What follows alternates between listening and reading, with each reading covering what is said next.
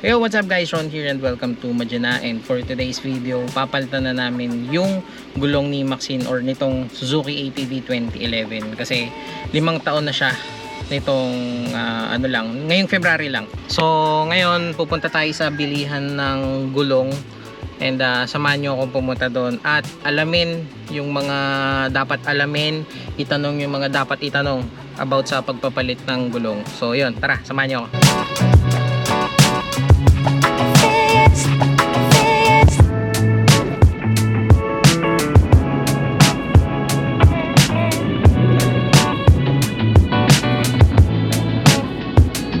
So guys, I need your opinion pala dito sa gagawin ko kasi 5 yung gulong ko, isa reserba tapos 4 dito sa syempre 4 dito sa kotse. So ang bala kong gawin, 4 lang yung bala kong bilhin, 4 yung gulong na bala kong bilhin na brand new, tapos yung reserba maghahanap na lang ako sa marketplace ng pwedeng ipalit na siguro magandang brand o kung anong pwedeng ipalit doon kasi hindi rin naman siya gamit eh. Actually yung 5 taon na pagdadrive ko dito hindi naman siya napalitan, parang sayang lang din sa budget, or tingin nyo palitan ko na rin.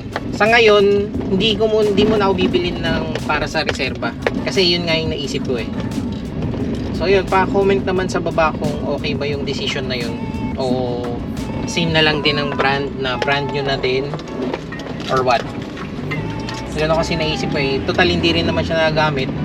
Bili na lang ako ng second hand na magandang brand na mura, na mas mura syempre doon sa doon sa bibilin ko ngayon. Yung parang barat type na o kaya pamigay na benta. Ganun. Joven Tire Enterprise. Yan, daming tao. So after nitong red na kotse ito, dyan na tayo. Sana sunod na tayo. Di ko lang sure kung ilang oras ang pagpalit nito. By the way, itong Joven nalaman ko to dahil sa tropa na si Eds. Shoutout kay Eds. And yung sa pinagpapagawan ko kasi dito sa may arko ng Dasma, ito din yung sinabi nila, Joven. So ayun, mukhang okay to kasi daming ang daming nagre-recommenda. Karga, sige. Yan. MRF talaga nila ko eh. Kuya, yung mga gulong na pinagpalitan, anong pwedeng gawin doon? Pwede pa may ibenta yun? Pwede ba saan may alam ka kung pwedeng mabentahan? Sabi ko, baka pwede ba kunin ko na lang. Okay, sige. Yan, check nyo daw kung pwede pa. Pero kung hindi, maghanap tayo ng pwedeng mapagbentahan. Yung dalawang nasa likod daw, mabibili pa ng 200 per piece. Pero yung harap, 100 na lang yun kasi kupod na nga naman. Tama, pakita ko sa inyo. Yung likod, medyo makapal pa siya.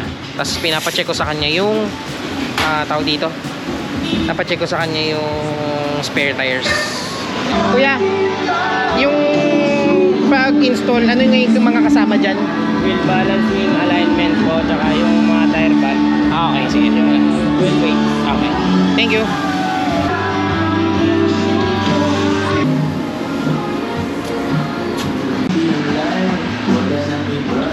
Anong tawag dyan kuya sa procedure niya? Wheel balancing po. Wheel balancing.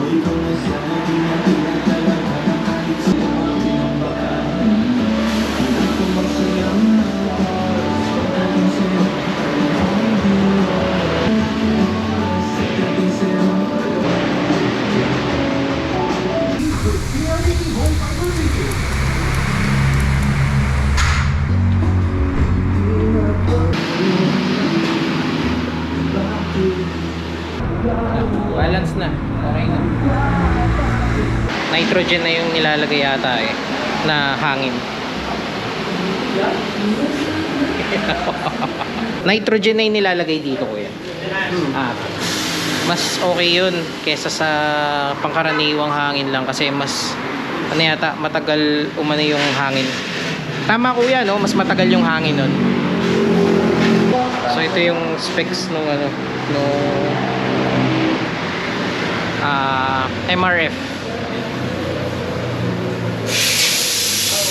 8 ply na din to eh, alam ko. Saan na ba yun? 8 ply.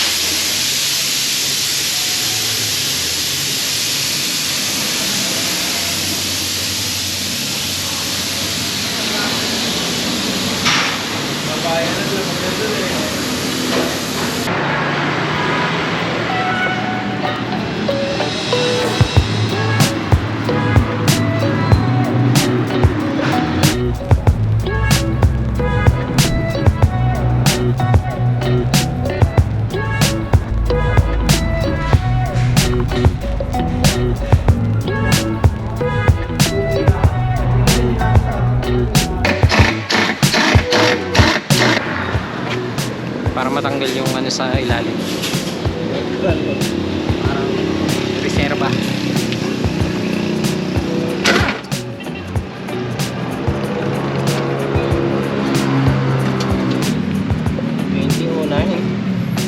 O 9 pa. Wow po. Wala nga yan ito sir. Para saan ka? Palitin na. Oo po. Palitin na pala yun. O 9 pa. 2009? Tagalan na na. Ang ginawa ko na lang, yung dating nasa likod kasi since maganda pa, ano na to, ililipat na lang doon. Ayan.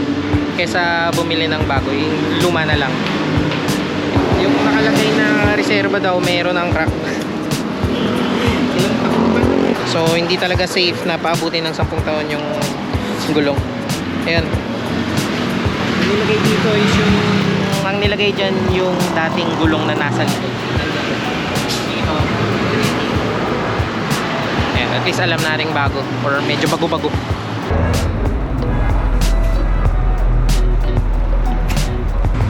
Alignment. Alignment na.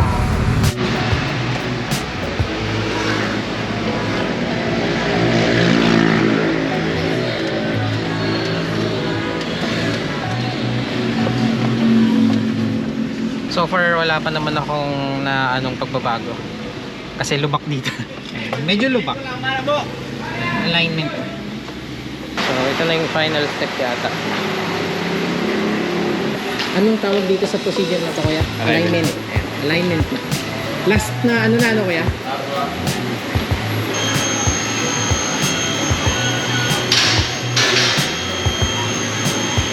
So ang unang procedure yung palit ng tires, tas balancing, yung naglagay ng tingga, tas last na to.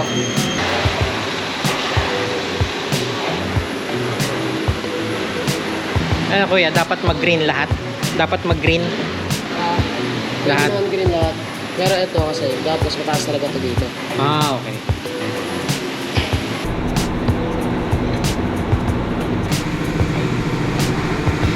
Ayun yung tama kanina. Ah, okay. Bayad na tayo, tapos na. Ayan. Suzuki ATV.